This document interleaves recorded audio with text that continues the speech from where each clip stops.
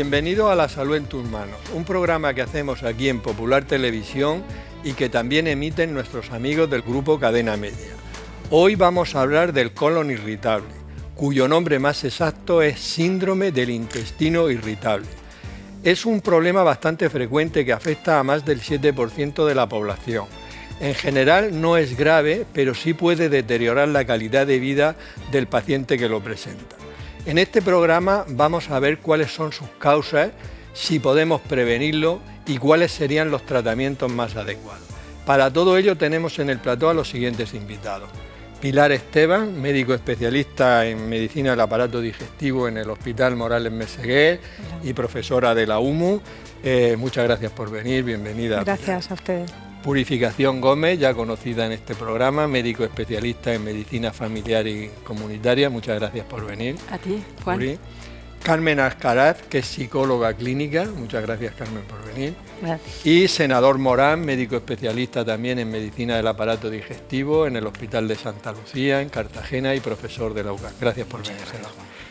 Tenemos una sección que se llama Preguntas de la calle. Hemos sacado las cámaras y vamos a ver qué es lo que le gustaría saber a las personas a las que han entrevistado sobre el colon irritable. ¿Cómo sé si tengo colon irritable? ¿Qué tengo que comer cuando tengo el colon irritable? ¿Cuál es la causa del colon irritable? Senador, ¿qué es el síndrome del intestino irritable? Y también, ¿por qué le habéis cambiado el nombre? Y ahora que todo el mundo sabíamos lo que era el colon irritable y ahora le habéis puesto otro nombre, para liar a la gente. Bueno, la verdad es que la nomenclatura, el cambio de nombre se realizó hace relativamente poco tiempo y sobre todo porque reflejaba mucho mejor lo que es la naturaleza del propio colon irritable. El síndrome, o sea, es un conjunto de datos clínicos, de síntomas, de signos, es un espectro que lo que hace es conformar pues una serie de dolencias que agrupadas conforman este síndrome. El síndrome del colon irritable es un síndrome clínico que englobamos dentro de lo que son los trastornos funcionales digestivos, es decir, trastornos en los que hemos descartado una causa orgánica, una causa neurológica o una causa metabólica. Es un diagnóstico clínico, como te he comentado, y muchas veces es un diagnóstico de exclusión, es decir, debemos descartar estas causas para llegar a un diagnóstico firme de la enfermedad. Como norma, todos los pacientes expresan dolor crónico y una alteración del hábito intestinal, bien sea diarrea, estreñimiento o ambos.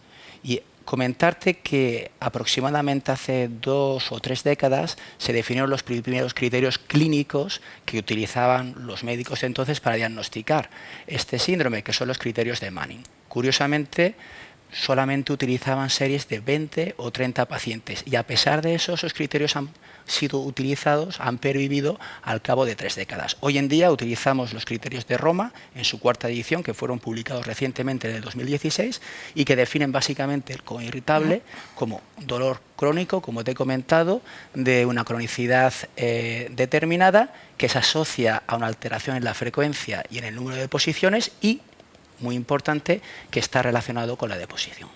Muy bien, Pilar, ¿es frecuente? Y una segunda pregunta, ¿se hereda? Pues el síndrome de intestino irritable es un trastorno funcional muy frecuente. Utilizando los criterios actuales de diagnóstico, los criterios de Roma 4, creemos que, se establece que la prevalencia de la enfermedad afecta a un 6% de la población. Incluso la incidencia, es decir, los nuevos casos que aparecen de forma anual, ¿vale?, son también en torno al 6 o al 7% de nuevos casos diagnosticados al año. Además, suele afectar mayoritariamente a las mujeres, mayor que a los hombres, y es una de las causas más frecuentes en las consultas médicas, tanto en atención primaria como en los especialistas de aparato digestivo. ¿De acuerdo? Estimamos que entre el 25 y el 50% de las consultas que se nos remiten a los especialistas son por síntomas o trastornos relativos con el síndrome de intestino irritable. O sea que realmente es bastante frecuente. Es muy frecuente. ¿Y se hereda? Sí. Pues no hay un condicionante hereditario ni es un síndrome que se herede desde el punto de vista genético, no hay predisposición genética. Ahora bien, malos hábitos nutricionales o alteraciones en el estilo de vida que sean comunes en el entorno sociofamiliar, pues sí puede desembocar en sintomatología parecida en los mismos miembros de la familia. Muy bien. Puri, ¿cuáles son, ya ha dicho senador, los síntomas y tal, pero la gente cuando te va a ti a la consulta como médico de atención primaria, ¿qué es lo que llega contándote? Pues fundamentalmente vienen contando que tienen episodios intermitentes y autolimitados, o sea, que terminan, que empiezan, tienen una duración más o menos larga y terminan, de igual forma que empiezan. Y en esos episodios cuentan que tienen dolor, dolor abdominal, generalmente de la mitad inferior del abdomen, un dolor como tipo calambre, un dolor tipo que le llamamos nosotros cólico, que viene desencadenado o bien por el estrés o bien por la ingesta, y esto va asociado a alteraciones de la frecuencia de las deposiciones y de la consistencia de las deposiciones, de tal forma que según la frecuencia de las deposiciones y la consistencia o el aspecto de las deposiciones, este síndrome se clasifica en síndrome de intestino irritable con predominio de diarrea, síndrome de intestino irritable con predominio de estreñimiento, síndrome de intestino irritable mixto o síndrome de intestino irritable que no se puede clasificar. Se dice que estamos ante un síndrome de intestino irritable con predominio de diarrea cuando el paciente, además de contarnos ese dolor abdominal que hemos dicho antes, pues nos cuenta que tiene aumentado el número de deposiciones, más de 3 deposiciones al día, que son blandas, casi acuosas, que a veces echa moco, que a veces tiene urgencia defecatoria, o sea que casi a veces con incontinencia se le escapa. Ese sería un tipo de síndrome de intestino irritable y pueden consultar por este tipo de síntomas. Pero igualmente nos puede venir otra persona que tenga dolor abdominal de iguales características, pero que nos cuente lo contrario, que tiene episodios intermitentes en los que de pronto se estreñe, hace menos de una deposición cada 3 días, que las heces son duras, grumosas, difíciles de expulsar y que le cuesta y a veces tiene sensación de no haber defecado completamente.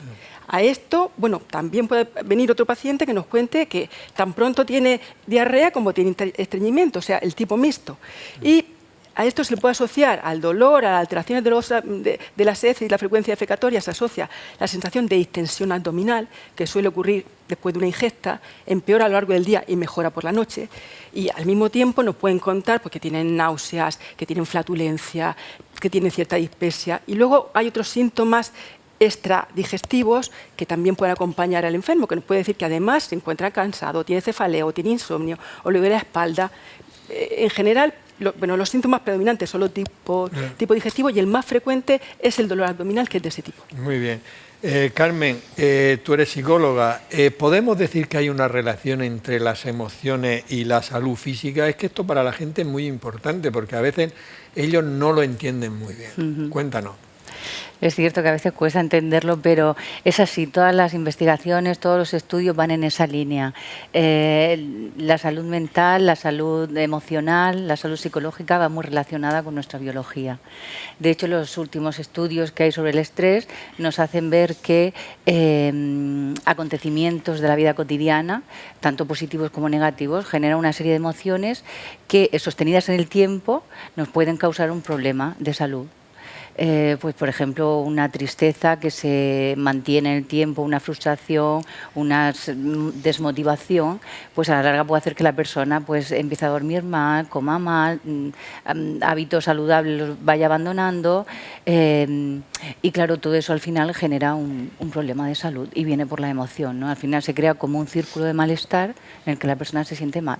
Sí, es que nos interesa destacar mucho eso porque realmente le cuesta trabajo a las personas cuando le decimos que su cuadro es funcional, que no tiene una base orgánica que podamos ver, les cuesta trabajo aceptarlo. Tenemos una sección que se llama Palabras de Médico, donde nuestro profesor de latín y griego, Juan Carlos Ferre, nos va a decir de dónde viene la palabra colon irritable. Muy buenas. Voy a explicaros la expresión colon irritable. La palabra colon viene del mismo griego colon, escrito igual, que significa miembro. Hace referencia a la parte del intestino grueso que comienza en el ciego y termina en el recto, es decir, a la parte final. Si le añadimos el adjetivo irritable, proviene del latín irritabilis, que lleva la preposición in delante, que significa negación, y el adjetivo ratus, que es contado o calculado, es decir, que no se puede contener, que no se puede calcular. Palabras de médicos. Senador, aunque ya Puri nos ha contado los motivos de consulta en atención primaria, tú como especialista también quiero que nos defina un poquito el síndrome con sus síntomas. Hombre, básicamente para diagnosticar el síndrome de intestino irritable, pues tenemos que realizar una historia clínica, una anamnesis y sobre todo hacer o focalizar en una serie de aspectos. Primero, la existencia o no de datos de alarma, es decir, el paciente con colon irritable, como ha comentado Puri, pues viene con un dolor abdominal, con una alteración del hábito intestinal. Debemos concentrarnos en toda la información que nos aporta el paciente con objeto de intentar detectar cuáles son esos datos de alarma que nos harían sospechar que estamos enfrentándonos ante otra entidad que puede suponer lógicamente un impacto importante en el evolutivo del paciente. Un factor también muy importante a tener en cuenta es la edad.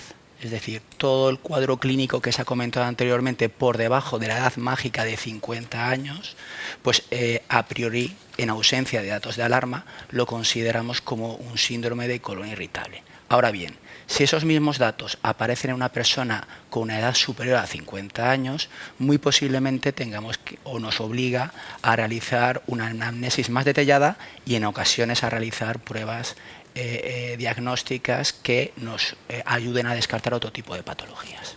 Siempre hay que preguntarle también, los médicos de atención primaria, yo siempre los defiendo porque son geniales lo que hacen, pero también la puntualización que tú has hecho, lo de los 50 años, me parece muy interesante, ¿no?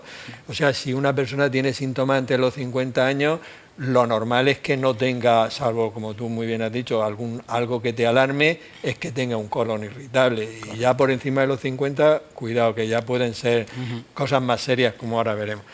Pilar, ahora una pregunta difícil, ¿vale? Sí. Sí. ¿Por qué se produce el síndrome del intestino irritable y qué factores influyen en su aparición?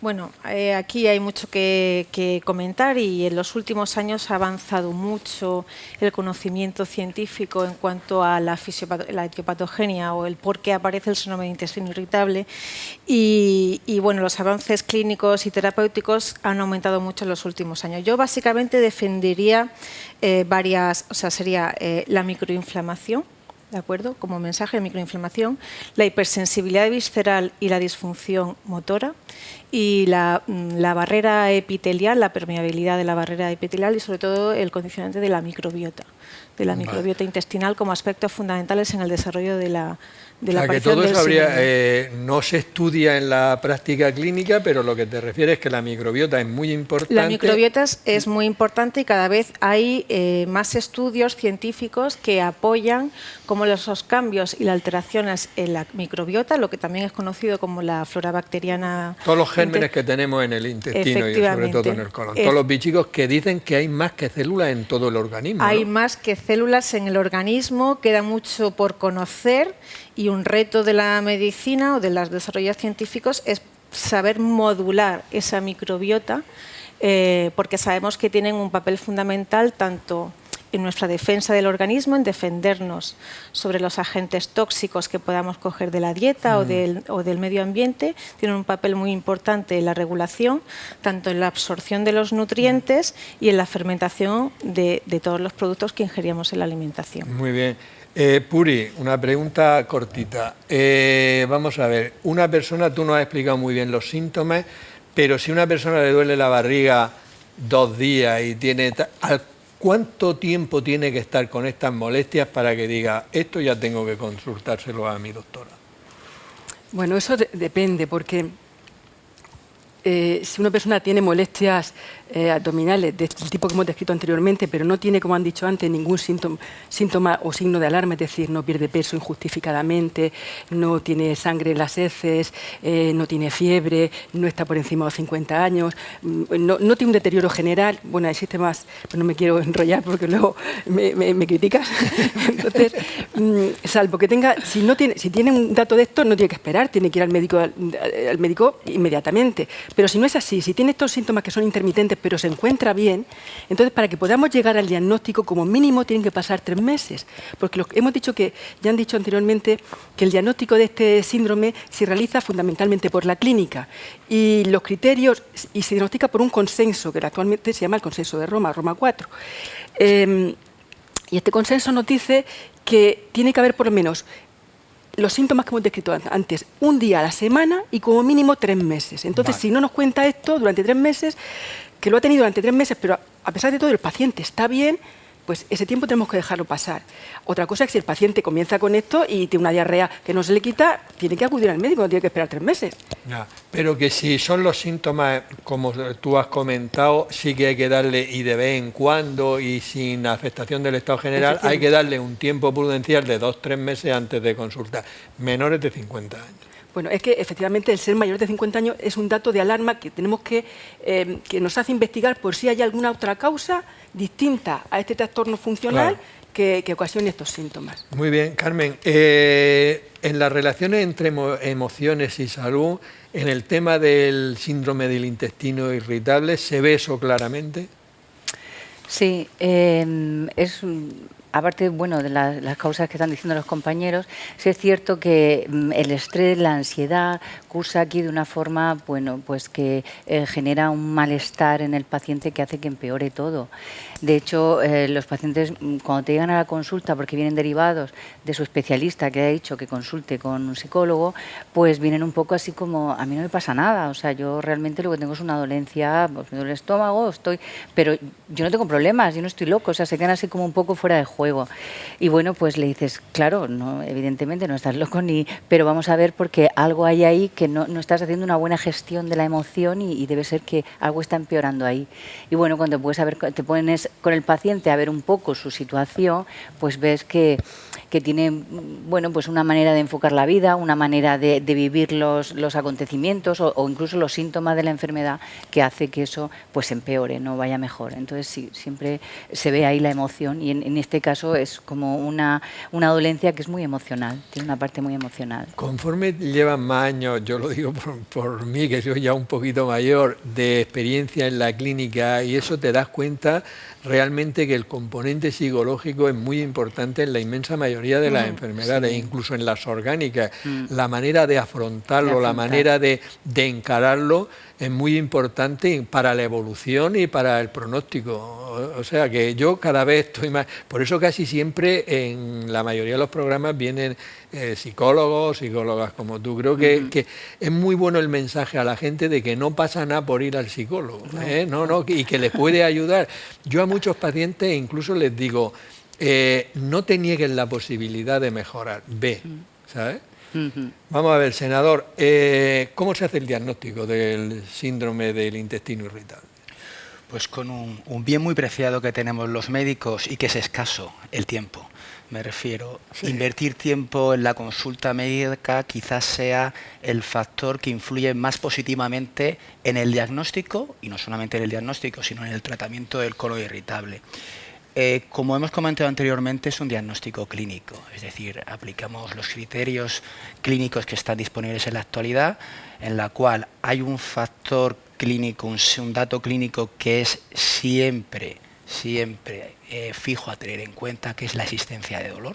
Me refiero, un síndrome de intestino irritable, un colon irritable subtipo estreñimiento respecto a un estreñimiento funcional, la única diferencia que tienen es que el primero tiene asociado dolor siempre, mientras que el segundo no lo tiene. Por tanto, desde el punto de vista del diagnóstico, la presencia de dolor es un factor siempre a tener en cuenta.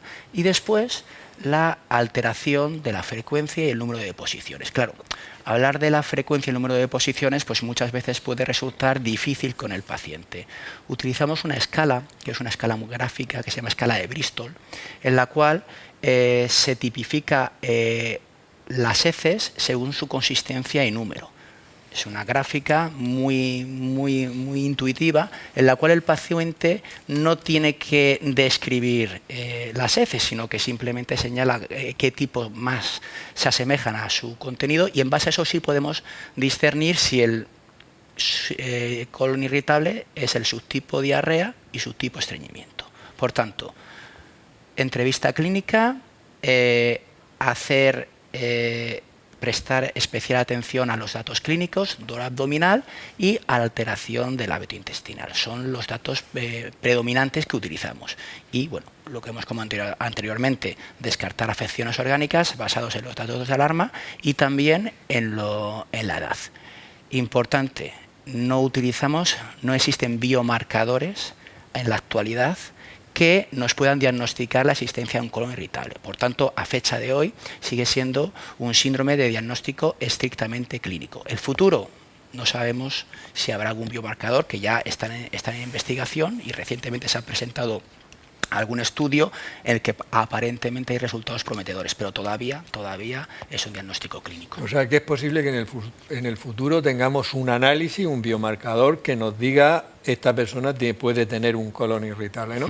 Pero mientras que llega ese biomarcador, Pilar, el diagnóstico ya tenemos muy claro, es clínico. Es clínico, pero ¿cuándo hay que hacer exploraciones complementarias para descartar? Y esas exploraciones desde la ecografía, el enema opaco o la colonoscopia. Es una pregunta un poco complicada, pero... Bueno, como se ha comentado, o sea, el diagnóstico es clínico, pero nuestro objetivo es descartar posibles enfermedades o afecciones orgánicas que sí que tengan un tratamiento específico. Entonces, aquí decir que no hay una carta, un diagnóstico escrito para todos los pacientes, sino que hay que individualizar en función del caso, en función de la edad y en función de los datos de alarma.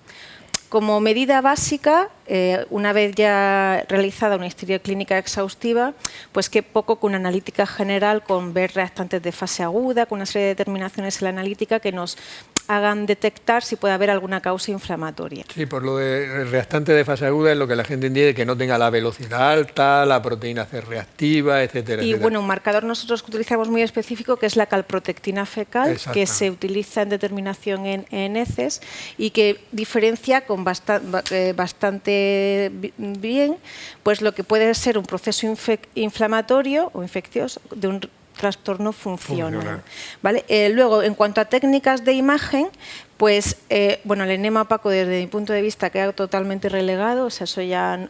Bien, porque además era una técnica engorrosa, radiológica, asume mucha radiación al paciente y desde el punto de vista del especialista en aparato digestivo ha quedado para indicaciones muy escuetas que no es el intestino irritable. Vale. Entonces, la herramienta diagnóstica de primera línea sería la colonoscopia.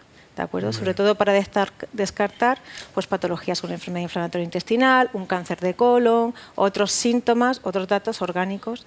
Que solo hacéis en los supuestos que ya se han dicho, ¿no? De mayor de 50 años o síntomas de alarma. Pacientes que vengan acompañados con síntomas de alarma.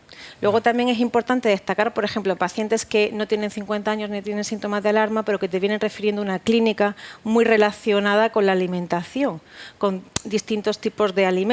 Pues podríamos hacer test de intolerancia a la lactosa, a la fructosa. Todo eso lo vamos a ver más adelante cuando hablemos de la alimentación. Puri, ¿cómo reacciona un paciente? Tú ves el paciente, lo tienes más claro que el agua, que tiene un colon irritable y le dices, tiene usted un colon irritable, que es como ellos lo conocen, ¿vale? ¿Cómo reacciona? Porque o te piden pruebas, ¿cuál es la reacción? No, la reacción depende mucho de la relación que exista entre el médico y el paciente y el grado de confianza que tengan con el médico. Aún así, aunque tengan bastante confianza en su médico, es comprensible que si una persona tiene un proceso que lo lleva durante tiempo, que en algunos casos le ocasiona realmente bastante disturbios, porque por ejemplo el que tiene intestino irritable tipo diarrea y lo tiene que es intenso, pues a veces le limita incluso salir a la calle porque tiene que ir buscando un sitio para donde poder defecar. Y entonces, si tú esa persona que además suele asociarse a personas que tienen pues afecciones psicológicas, como hemos dicho, pues tienen depresión, ansiedad o tienen otros hipocondria, entonces tú, a lo mejor el médico lo puede tener claro y muchas veces con la exploración física y de la palpación abdominal, el tacto rectal y una analítica general, mientras no tenga signos y síntomas de alarma, pues el médico se puede quedar bastante tranquilo y decirle, mira, lo que tienes es esto, y le explica que es un trastorno funcional, pero aún así el paciente no se queda tranquilo. Y yo me pongo en su lugar y lo entiendo perfectamente, porque yo me encuentro mal y que me diga mi médico que sin hacerme ninguna otra prueba, en el mundo de hoy, que las pruebas están a la orden del día y que todo el mundo quiere un escáner, una colonoscopia, que todo el mundo quiere resonancia total, de pronto mi médico me dice que lo que tengo es un trastorno funcional, que no sabe la causa que es, que mi intestino me funciona mal y que me tengo que aguantar y que los remedios que me da, las soluciones son regulares. Sí, la eficacia es bastante limitada. Entonces, en general, eso crea intranquilidad, incertidumbre, y muchas veces nos piden, no, yo quiero una segunda opinión, o quiero que usted me haga... Entonces hay un poco que negociar y a veces pues hay que ponernos en el lugar del paciente y a veces hay que... No, si te lo he preguntado porque realmente nosotros lo tenemos muy claro, pero claro, hay que ponerse lo que es la empatía en la piel del paciente y comprender que él dice, yo me fío de mi doctora, pero claro, es que yo estoy fatal. Pero ¿y si se equivoca? ¿Y si se equivoca? Carmen, ¿el colon irritable qué consecuencias desde el punto de vista psicológico puede tener para una persona? Bueno, pues hay unas consecuencias a nivel cognitivo, a nivel emocional y a nivel conductual, porque en las 3 esferas empieza a haber cambios. Como decía Puri, el paciente muchas veces pues, se queda como rumiando ideas, ¿no? Esto es así, o tendré algo más grave, no lo encuentra, no me lo dice, y ahora mi vida se ve muy limitada, y entonces empieza ahí como con un pensamiento improductivo, que empieza como a hacer daño y a quedarse ahí, ¿no? Rumiante, muy obsesivo.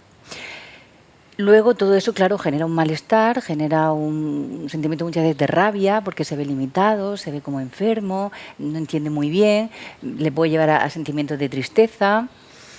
Entonces ya empiezas ahí también el plano afectivo a verse afectado y luego pues conductualmente el paciente se va a volver muy ritualista. Eso lo notas porque ritualista y evitativo, es decir, empieza a evitar cosas o salidas donde piensa que no va a poder, y si le pasa, y si tiene que evacuar, y si no hay un baño cerca, entonces empieza con el, y si no hay, con esa posesión de... Entonces empieza a dejar de hacer salidas gratificantes son las primeras que desaparecen, si sale tiene que asegurarse pues, que hay un baño cerca, que pueda ir corriendo, que no... Entonces se va limitando, entonces lo ves como de repente la dolencia se ha convertido como en el centro de su vida. Y claro, de repente la calidad de vida baja muchísimo. No, la calidad de vida baja. El otro día leí, senador, y además me llamó mucho la atención porque no lo sabía, que eso en otras patologías mucho más graves que esto, en el Crohn, en la colitis ulcerosa, iban a hacer como un carné que era váter libre o algo así, leí. No sé si estas personas que tienen esta sintomatología, no sé, que era como que pudieran entrar a cualquier sitio. Sí. No sé. Bueno, desde el punto de vista administrativo es facilitar el acceso a un baño público con facilidad en caso de urgencia, ¿vale? Eso en la Asociación de Enfermos de Enfermedad Inflamatoria, pues bueno, lo ha conseguido, pero es cierto que bueno, para el diagnóstico, para los pacientes con colon irritable, a pesar de ser mucho más prevalente, es una enfermedad que está todavía no está suficientemente, digamos, acotada en cuanto a diagnóstico y en cuanto a asociaciones, con lo cual yo creo que todavía no está en disposición. Sabía que no, pero es que me pareció muy curioso eso y muy bien, me pareció curioso y bien. Hombre, como comentaba, el impacto que tiene en la calidad de vida no solamente es en lo orgánico, sino también en sus hábitos sociales. El hecho de no poder salir con tranquilidad y tener miedo a estar cerca de un cuarto de baño, pues bueno, puede conducir a conductas evitativas, claro, como has comentado. O sea, el impacto en la calidad de vida es muy alto en el colon irritable y además es un impacto también muy importante que se traduce en términos económicos para la propia sociedad, en cuanto a bajas laborales, bajo rendimiento en trabajo, etcétera, etcétera. Muy bien, Pilar. Vamos a imaginarnos ahora un caso práctico. Una persona, una mujer que ha sido diagnosticada de colon irritable y que predominan las diarreas. ¿Qué medidas le aconsejaría en ese caso? Bueno, el primer escalón o el primer paso sería intentar indagar en el estilo de vida y, si es posible, hacer modificaciones higiénico-dietéticas. Ese es el primer escalón. Lo primero que indicaríamos, por ejemplo, el ejercicio físico, un programa de ejercicio físico adecuado a su situación basal y a sus posibilidades, ¿de acuerdo? Hay muchos estudios que demuestran que el ejercicio físico es beneficioso. Modificaciones dietéticas generales, es decir, sobre todo aquellos productos excitantes como el café, el alcohol, el té, la cafeína, bebidas edulcoradas o con exceso de gas, y luego valorar que el estilo de nutrición pues es un estilo de nutrición saludable y adecuado y equilibrado, ¿vale? Bueno, y luego en cuanto al tratamiento farmacológico, pues hay mucha diversidad de Sí, farmacología. eso lo vamos a Pero ver. hay que insistir en estos pacientes que no se pueden hacer unas recomendaciones de tratamiento generales para todos, sino que hay que hacer como un tratamiento individualizado y personalizado para cada paciente. Porque los Es síntomas... un dato muy importante, ¿no? Sí. Y Puri, digamos, nos decía Pilar cuando un paciente tiene diarrea, pero ¿y si lo que predomina es el estreñimiento, los consejos serían similares o...? Sí, los consejos generales serían similares.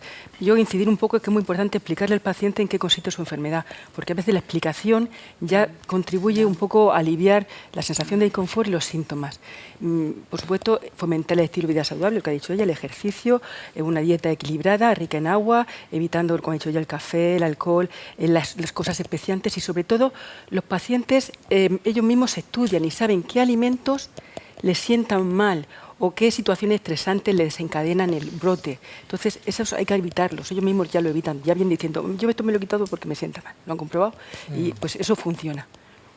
Esas serían las líneas generales. Y luego, en el caso de estreñimiento, pues yo incidiría en que tuvieran una dieta rica en fibra soluble, pero fibra soluble, porque la insoluble puede aumentarle la distensión abdominal, los gases. Entonces, fibra soluble, que es la que está pues en las legumbres y en las frutas. Sí, que no es la que el pan integral, por ejemplo, en ese caso no es el mejor. En este caso no sería el mejor. Muy bien. Tenemos una sección que se llama de hábitos saludables. Vamos a Pilar Hernández, nos va a decir cuáles serían los hábitos más saludables para las personas con colon irritable.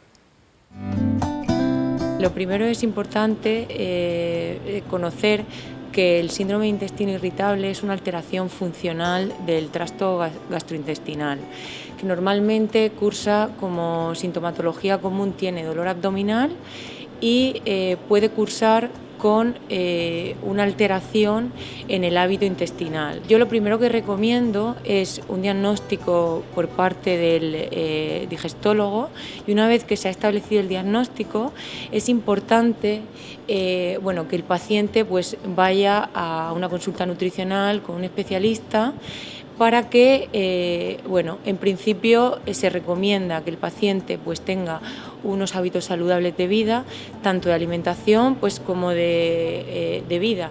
Y en cuanto a la alimentación es importante que el paciente pues, tenga una dieta baja en grasas, alta en fibra, una dieta mediterránea, evitando el alcohol, las bebidas gaseosas, todo tipo de salsas. Una vez que se han establecido estas pautas y la sintomatología nos remite, pues hay evidencia científica de una dieta llamada FODMAP, que es una dieta en la que estaríamos eliminando todos los hidratos de cadena corta que van a ser susceptibles de ser fermentados por las bacterias colónicas. En este caso eliminaríamos los fructooligosacáridos, galactoligosacáridos, la lactosa. Eliminaríamos también todos los alcoholes, el xilitol y todos estos productos están. Los fructooligosacáridos se encuentran en cereales como el trigo, el centeno, el ajo y la cebolla. Los galactoligosacáridos se encuentran en las legumbres, la lactosa en los lácteos y todos los acabados en ol, xilitol, mezclitol, todos esos están en productos light. Bueno, además esto no es una recomendación nutricional, pero sí que es verdad que se ha visto, se ha asociado que este síndrome está asociado a periodos de estrés. Por tanto, el paciente pues deberá limitar todas aquellas cosas que le causen estrés o en periodos de estrés normalmente se ven agudizados. Entonces se recomienda el ejercicio físico, una vida saludable para controlar esos síntomas. Carmen, desde el punto de vista psicológico, ¿cuál sería la terapia más adecuada para estas personas con colon irritable?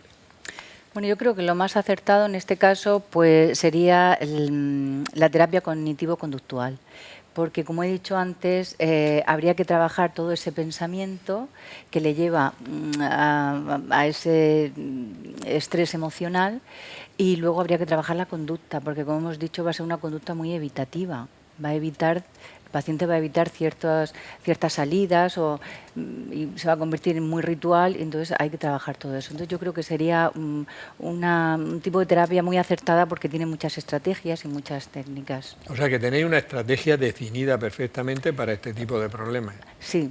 Que es general con otros problemas de con tipo psicológico, también, pero sí, que el tratamiento cognitivo-conductual suele sería mejorar. el más adecuado. Senador, nos han explicado el tema de la diarrea y el tema del estreñimiento, pero hay un punto que es muy molesto, a lo mejor no tiene nada de grave, que es el tema de estas personas que tienen muchos gases. ¿Qué medidas podríamos tomar para que esas personas, incluso algunos medicamentos que se toman para los gases, si son efectivos o no son efectivos? Como bien dices, Juan, la distensión abdominal y la flatulencia constituye posiblemente el síntoma, el dato clínico que más queja produce y que más deterioro produce en este tipo de pacientes, más que la diarrea y el estreñimiento. Habitualmente el gas, bueno, los pacientes cuando vienen a la consulta, pues es muy clásico que digan, mire, esto no es normal, o parezco que estoy embarazada, y te lo dice pues, una señora y dice, mire, es una situación súper incómoda. Entonces, realmente lo primero que hay que hacer es incidir en los hábitos dietéticos, evitar pues consumo de bebidas carbonatadas, no porque la bebida carbonatada genere gas, sino porque suele ser mal digerida y no favorece una digestión adecuada. Intentar reducir determinados consumos de lactosa o de lácteos cuando el paciente a priori ya te diga que lo tolere mal, y básicamente fomentar o evitar el sedentarismo. ¿De acuerdo? Esto en cuanto a medidas higiénico-dietéticas. El uso de probióticos, que comentaremos posteriormente, tiene un papel importante en este síntoma, no tanto en la diarrea, no tanto en el estreñimiento, pero sí en los pacientes que acuden por distensión abdominal. Y después disponemos de un arsenal farmacológico que de alguna manera favorece la motilidad intestinal, es decir, sobre un aumento de meteorismo, sobre un aumento de flatulencia, el hacer que el intestino se mueva más, pues favorece que se pueda disminuir este síntoma. Son, digamos, los 2 o 3 factores que utilizamos para combatir este dato clínico. Muy bien. Pilar, hay una dieta que tiene un nombre complicado, se llama dieta FODMAP. Explícanos en qué consiste exactamente esta dieta y si es útil en el colon irritable. Bueno, en realidad es una dieta pobre o baja en FODMAP, ¿de acuerdo? Sería evitar un contenido de oligosacáridos o de productos fermentables que llegan al colon, o los olisacáridos, disacáridos, monosacáridos y polifenoles alcohólicos que están en productos tan comunes y tan habituales, pues como los lácteos, el trigo, muchas frutas vegetales que tienen mayor o menor contenido de fructosa y de sorbitol. Quiero decir que son productos que están muy extendidos en nuestras costumbres culinarias. Entonces, esta dieta tiene la hipótesis es que tiene la ventaja de que no llegan productos que fermentan a nivel del colon y produciría una mejora en los síntomas, sobre todo de distensión abdominal, de meteorismo o incluso los pacientes con diarrea. Ahora bien, es una dieta muy restrictiva y que a largo plazo puede tener condicionantes nutricionales para los pacientes. Por tanto, es importante instruir bien a los pacientes, explicarle que esta dieta se tiene que realizar bajo un asesoramiento pues, médico, por un especialista, por un gastroenterólogo, trabajando en colaboración con los nutricionistas expertos en el tema, y hacer una introducción paulatina de diferentes grupos alimenticios para detectar cuál es el producto que le genera más sintomatología y, en ese caso, poder disminuir ese consumo. Como tú dices muy bien, Pilar, es un tema muy complicado porque realmente yo he puesto alguna vez a algún paciente este tipo de dieta, sí, pero un tiempo muy limitado, máximo 6 semanas.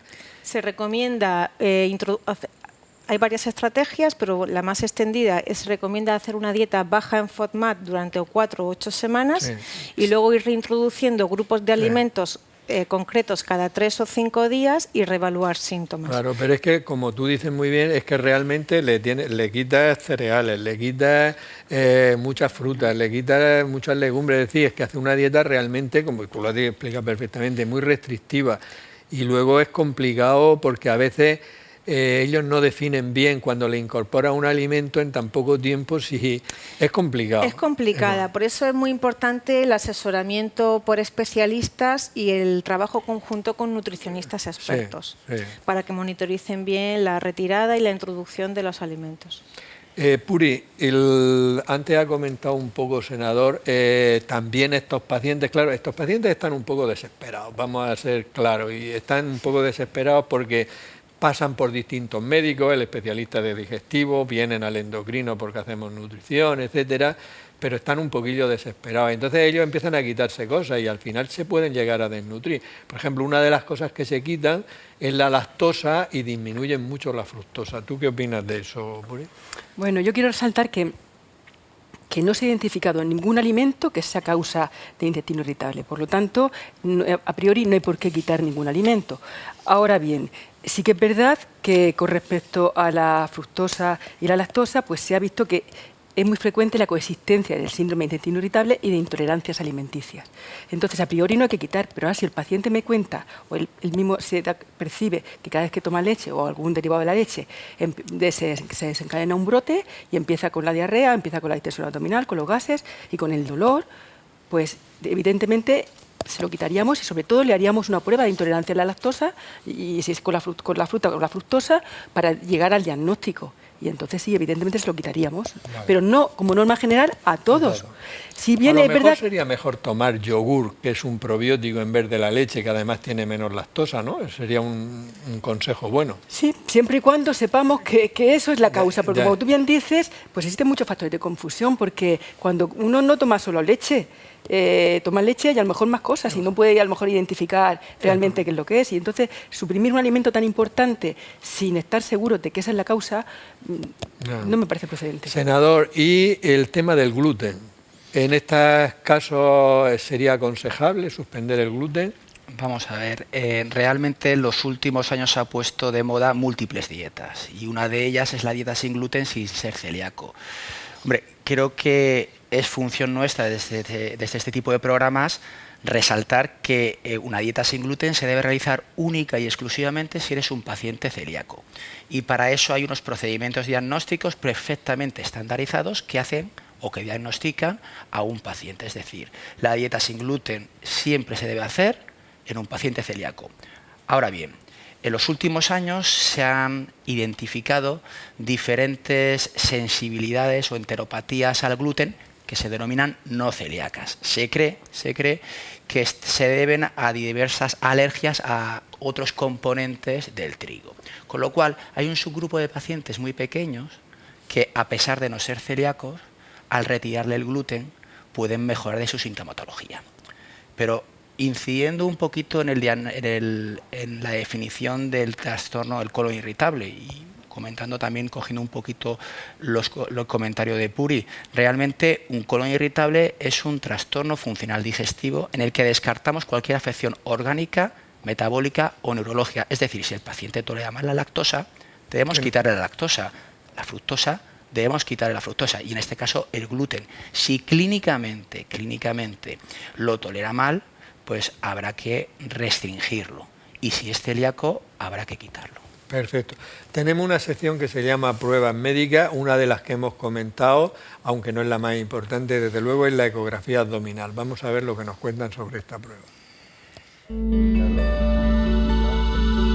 Hoy en día es una técnica indispensable para el diagnóstico de muchísimas patologías, no solo del abdomen, sino de todas las partes del cuerpo. Prácticamente la demanda de estudios ecográficos en la actividad diaria de los médicos es muy alta, cada vez más, porque la técnica es una técnica muy sencilla, que no provoca ningún efecto indeseable, no es como los rayos X que producen efectos indeseables sobre el organismo, y es muy cómoda, no produce ninguna incomodidad al paciente. Y luego es muy diagnóstica, es decir, tiene una capacidad muy grande de detectar enfermedades. Depende del operador y depende del caso. Hay pacientes en los que un operador experimentado pues puede hacer un estudio de un abdomen y saber lo que tiene, si el paciente tiene patología o no tiene,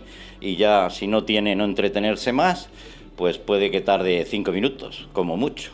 Depende del tipo de prueba, pero si la prueba es para detectar patología a nivel abdominal, es conveniente que vayan en ayunas, porque una de las causas de que pidan esta prueba es que detectar si hay cálculos en la vesícula biliar. Y si no hay un periodo previo de ayuno de 6 horas, pues la vesícula biliar no está distendida y entonces puede costar trabajo verla en el estudio ecográfico y entonces nos limita la exploración. Estas pruebas no tienen edad.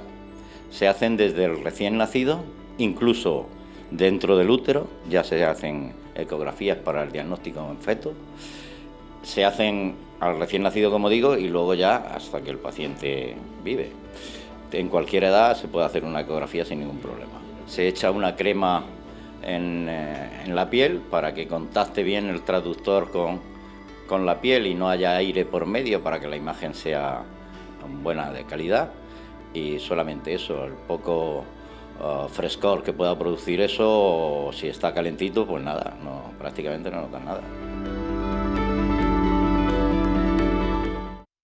Pilar, imaginemos que tiene una persona a la que le ha diagnosticado un colon irritable. ¿Qué síntomas de alarma le dice? Si te pasa esto, hay que reevaluarte. Vale, pues en antecedentes familiares de cáncer de colon o enfermedades inflamatorias intestinales o poliposis, ser mayor de 50 años, una clínica repentina o aguda y datos de organicidad como fiebre, dolor intenso que su médico especialista tiene que evaluar y conoce cuáles son. Muy bien, te agradezco lo bien que lo has hecho y lo rápido, porque vamos un poco pillados de tiempo. Puri, con la misma rapidez. Qué difícil. Qué difícil.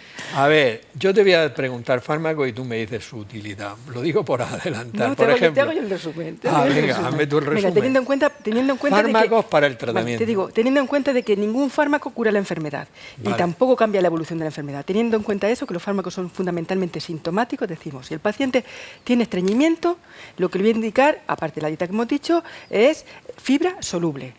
Planta gobata, metilcelulosa, esterculia, ¿vale? Si esto no funciona, le diría un lasante tipo osmótico, ¿vale? ¿Tipo osmótico cómo? Propilenetilglicol, ¿vale? Macroglol, sí. Emportal, Dufala. Sí, esos son los nombres comerciales. Si predomina el dolor abdominal, le daría un espasmolítico.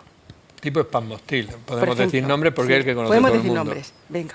Si predomina la diarrea, le daría un antidiarreico tipo loperamida, Fortasec, si decimos los... Sí, loperamida, Fortasec. ¿Vale? Estos serían el tratamiento. El aceite de menta también me puede servir para la distensión abdominal.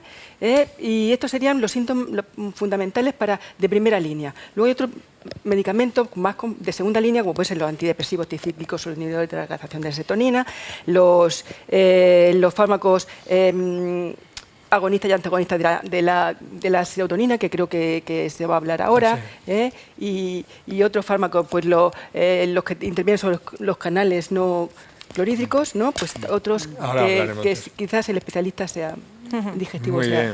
Te agradezco, pero muy bien. No enrollarme. Muy bien. Vamos a ver, Carmen, desde el punto de vista psicológico, ¿qué objetivos te plantearías con un paciente con colon irritable? Y si crees conveniente que lo vea el psiquiatra y en qué casos.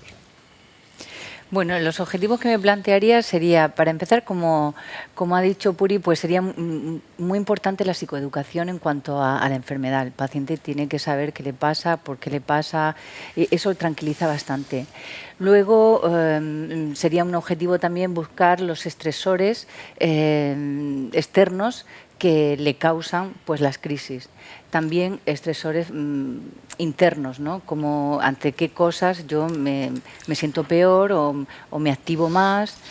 Luego habría que hacer una buena gestión de el estrés, de la ansiedad, de la emoción y también un control del pensamiento. no, esos serían como los objetivos. Luego habría que llevarlo a cabo de otra manera. Pero que lo vea el psiquiatra en alguna ocasión. Bueno, sí. Cuando te llega un paciente que está muy angustiado porque está muy ansioso, está muy triste, entonces ahí es difícil trabajar con él a nivel psicológico. Entonces ahí, cuando interviene el psiquiatra, pues se beneficia mucho de tomar algún ansiolítico o bueno, pues algún antidepresivo, viene muy bien, y sobre todo pues a lo mejor alguno del tipo como ha dicho Purino, un tricíclico, que viene muy bien porque al ser personas, por lo menos lo que yo he visto en consulta, que suelen ser muy obsesivos, pues ahí la obsesividad baja, y cuando baja la obsesividad baja mucha sintomatología. Muy bien, Morán. Y lo último que hay en el tratamiento del colon irritable, ¿qué sería? Bueno, hay múltiples fármacos, pero que estén disponibles comercialmente, pues bueno, voy a dar un caso de cada síntoma predominante, un fármaco. Lo has comentado tú, los fármacos secretogogos, la linaclotida, es un fármaco que actúa a nivel de la mucosa intestinal y lo que hace es favorecer la secreción de bicarbonato y cloro, y se utiliza para el estreñimiento. Es decir, aquellos pacientes con un colon irritable subtipo estreñimiento se benefician mucho del síntoma estreñimiento con este fármaco. Es un fármaco seguro y que se ha visto que es eficaz en un porcentaje de los casos. Pero no olvidemos que es un tratamiento de segunda línea. Es decir, cuando han fracasado los tratamientos habituales, lo utilizamos. Después hay otro. No es un fármaco, es un compuesto farmacéutico que está formado con prebiótico, probiótico y una proteína vegetal, que es muy útil y muy eficaz en pacientes con colon irritable subtipo de diarrea. Es un fármaco prácticamente inocuo y bueno, al igual que el otro fármaco, son fármacos que son, digamos, eficaces. Y bueno, en este caso este segundo fármaco no está cubierto por el Sistema Nacional de Salud. El primero sí está cubierto por el Sistema Nacional de Salud. Yo me gustaría hacer un inciso, porque yo en mi práctica clínica, para la diarrea, que suele ser más compleja de tratar el colon irritable que el estreñimiento, la loperamida es un fármaco que ha comentado Puri, que está incluido en las guías y que se usa porque está perfectamente reconocido su eficacia, pero a mí personalmente es un fármaco que habitualmente no uso. Me refiero, el Fortasec es un fármaco eficaz, pero muchas veces es demasiado eficaz. Podemos pasar de una diarrea a un estreñimiento con las molestias que esto conlleva. Entonces, simplemente a modo de uso y sobre todo para evitar la automedicación, porque bueno, bajo la prescripción médica no hay ningún problema, pero en determinados pacientes que muchas veces hacen uso del Fortasec como remedio a una diarrea, yo creo que como mensaje es muy importante recalcar que es un fármaco que puede tener unos efectos secundarios importantes y que siempre hay que utilizarlo bajo prescripción médica. Muy bien, me parece muy bien, porque es verdad que va mucha gente que se lo toma por 2 deposiciones y ya está. Pilar, creo que en este momento debemos de hablar de una cosa que no sabemos si existe o no existe, aunque ya hay un hospital en España que ha creado una unidad. Estoy hablando del síndrome del intestino permeable. Sí. Existe y debe existir porque en La Paz, en Madrid, han montado una unidad para diagnosticar y tratar la permeabilidad intestinal. Cuéntanos algo brevemente sobre eso. Bueno, como hemos hablado al principio, en los factores que se relacionan con la aparición del síndrome de intestino irritable está la barrera epitelial, la barrera intestinal y la microbiota. Esto está ya muy estudiado, que las alteraciones en la permeabilidad intestinal, y esto es que las uniones intercelulares que hay entre las células que forman la mucosa del intestino, pues por agentes inflamatorios, infecciosos o tóxicos, digamos como que se rompen. La barrera intestinal y la microbiota juega un papel fundamental en protegernos de agentes externos, y cuando esta barrera se rompe puede dar paso a agentes tóxicos que desencadenan, en este caso, por ejemplo, el cuadro de intestino irritable, se relaciona con el intestino irritable y otras patologías como la enfermedad inflamatoria intestinal o las colitis autoinmunes. Por tanto, el concepto de intestino permeable es un concepto que ya se conoce, que existe, y en La Paz pues tienen herramientas para diagnosticarlo en algunos hospitales, aunque todavía falta mucho para que se instaure en las unidades generales de aparato digestivo de los hospitales generales. Sí, pero efectivamente es un factor muy importante es que en ahora, el desarrollo de la como todo el mundo lee en internet todo, ya te llega gente a la consulta y te dice: Oiga, a ver si yo tengo un síndrome del intestino permeable. Bueno, pues hay que investigarlo, efectivamente. Y la alteración de la microbiota también tiene un papel fundamental en la aparición de este síndrome. Muy bien. Puri, ¿cuándo derivarías tú un paciente con colon irritable al especialista? Bueno, fundamentalmente cuando me cuente un signo o síntoma de alarma, que ya se han dicho, cuando yo tenga dudas diagnósticas, cuando no lo tenga claro, lo sospeche pero no tenga la certeza, cuando haya que hacer una prueba complementaria a la que yo no tenga acceso, y también muchas veces cuando el paciente, como hemos dicho, no se queda tranquilo con mi diagnóstico y él me lo pide, pues no se lo voy a negar, porque muchas veces hace falta que otra persona diga lo que yo digo para que se asuma y bueno, y ya hemos explicado por qué, ¿no? Muy bien. Carmen, ¿qué porcentaje de éxito obtendrías con un tratamiento psicológico con la terapia cognitivo-conductual adecuado? Solo aproximadamente un número, una cifra para que la gente lo sepa. Hombre, yo creo que pues un 70% igual sí mejorarían bastante en cuanto a, al paciente se le enseñaría a relajarse, es importante, se le llevaría también a exponerlo a situaciones que él ya está evitando por miedo, como son reuniones, viajes largos, incluso situaciones donde hay mucho silencio. El paciente coge mucho miedo a esas situaciones por el miedo a cómo va a funcionar su intestino.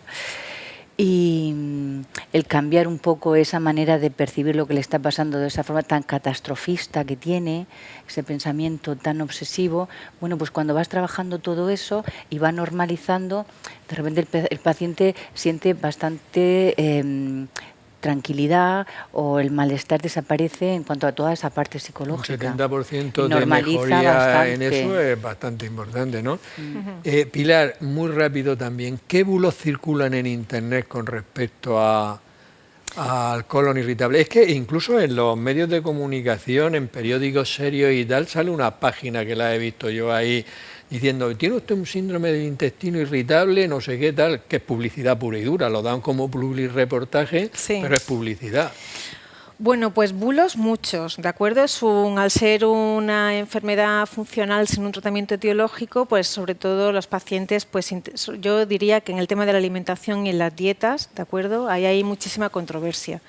Decir que un producto dietético específico produce síndrome de intestino irritable es erróneo, o que una dieta especial va a curar el intestino irritable, pues tampoco es adecuado, ¿de acuerdo? Estamos hablando de una patología crónica.